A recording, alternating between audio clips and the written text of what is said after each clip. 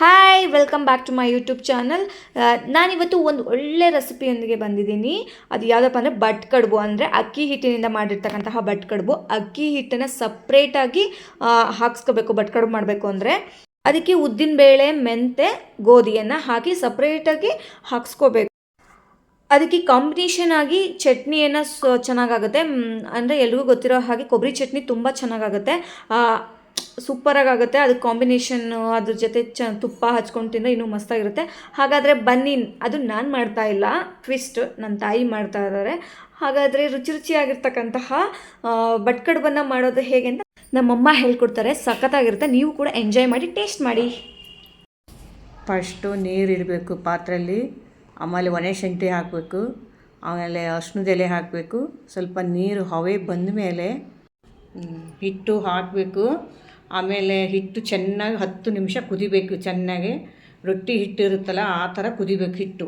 ಆಮೇಲೆ ಚೆನ್ನಾಗಿ ಬರುತ್ತೆ, ಅದು ಟೇಸ್ಟು ಬರುತ್ತೆ. ಅವಾಗ ಚೆನ್ನಾಗಿ ಹಿಟ್ಟು ಕುದ್ದ ಮೇಲೆ ಕೂಡಿಸ್ಬೇಕು.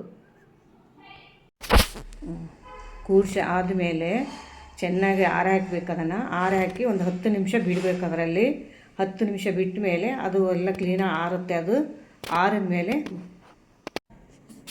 ಈಗ ಸರಿ ಮಾಡಿ ಹಾಕಿ 10 ನಿಮಿಷ ಆಯಿತು. ಈಗ ಚೆನ್ನಾಗಿ ನಾದ್ಕೋಬೇಕು. ಅದನ್ನು ಒಂದು ಗಂಟು ಇಲ್ದಂಗೆ ಚೆನ್ನಾಗಿ ನಾದ್ಕೋಬೇಕು. ಆಮೇಲೆ ನಾದ್ಕೊಂಡಾದ್ಮೇಲೆ ಚೆನ್ನಾಗಿ ಬರುತ್ತೆ. ಅದು ನಾವು ಎಷ್ಟು ಚೆನ್ನಾಗಿ ನಾದ್ಕೊಂತವೋ ಅಷ್ಟು ಚೆನ್ನಾಗಿ ಬರುತ್ತೆ. ಅದು ಅವ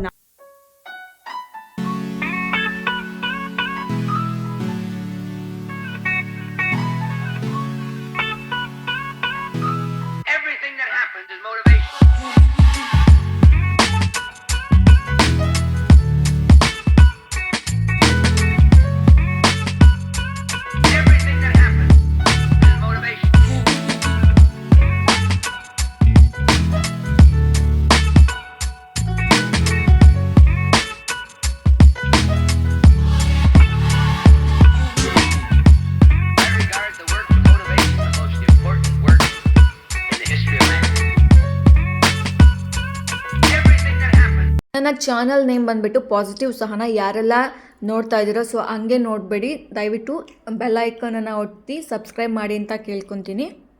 ಈಗ ನಾದ್ಕೊಂಡು ಆಗೈತಲ್ಲ, ಅದನ್ನು ಕಡುಬು ಥರ ಈಗ ಅದನ್ನು ರವಂಡಲ್ಲಿ ಮಾಡಬೇಕು. ರವಂಡಲ್ಲಿ ಮಾಡಿ ಎಷ್ಟು ರವಂಡಲ್ಲಿ ಮಾಡ್ತೇವೆ ತೆಳ್ಳಗೆ ಮಾಡಬೇಕು. ತೆಳ್ಳಗೆ ಮಾಡಿದಷ್ಟು ಬೇಗ ಬೇಯ್ತವೆ. ಪಾತ್ರೆಯಲ್ಲಿ ನೀರಿಡಬೇಕು ಫಸ್ಟು.